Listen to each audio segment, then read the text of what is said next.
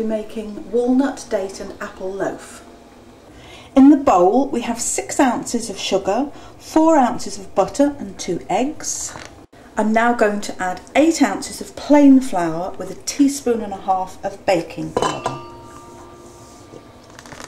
I'm going to beat all that together until it's smooth.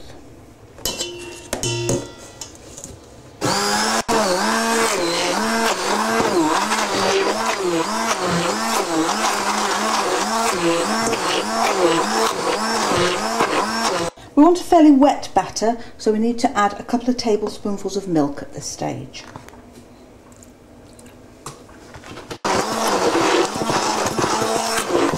Once we've got a nice smooth batter, then we're going to add the fruit and nuts. In here I've already prepared about 3 ounces of chopped dates, 4 ounces of broken up walnuts and a roughly diced eating apple. So just mix those round until they're evenly distributed. The mixture's now ready to go into a prepared loaf tin. You can line it yourself with greaseproof paper or do it the easy way that I do with a pre-prepared liner. And just pour the mixture into the tin. Don't leave any behind, we don't want to waste any. And just smooth the top over to make sure it gets into all the corners. And it's ready for the oven. That needs to bake at gas mark 4 for about an hour. Test it by feeling if it's springy to the touch and you'll know that it's ready to eat.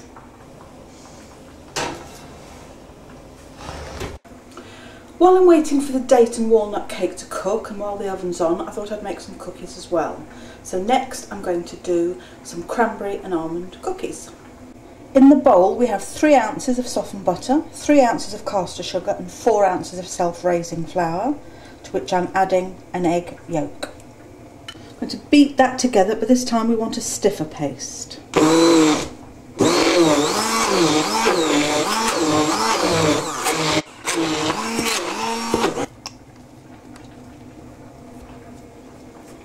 Because this mixture needs to be a bit thicker, you're going to have to finish off the mixing in by hand, because it'll be too stiff unless you've got a cookie dough mixer on your mixing machine. So that's our basic cookie dough, and to that you can add any flavourings that you want really, or you could even leave it plain and just bake it as it is.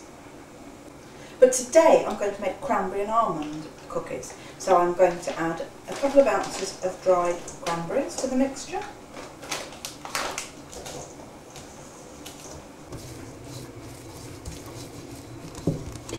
We're going to take small walnut-sized blobs of the mixture, roll it into a rough ball shape, and then drop it into some crushed almonds.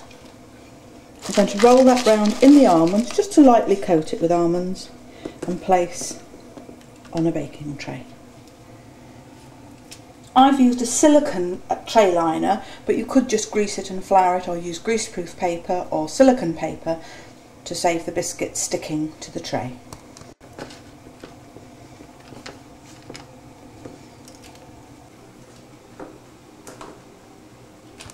Those are ready to go in the oven now. There's no need to flatten them or anything. The heat of the oven will spread them into a nice traditional biscuit shape.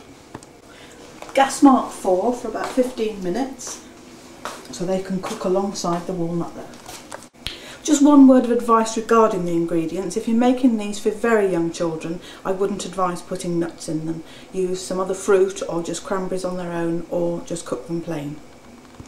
The first batch of cookies have been cooking for about 15 minutes now and look nice and golden brown. They need to stay on the tray for a few minutes to start cooling so that they don't break up, because they're quite fragile when they first come out of the oven.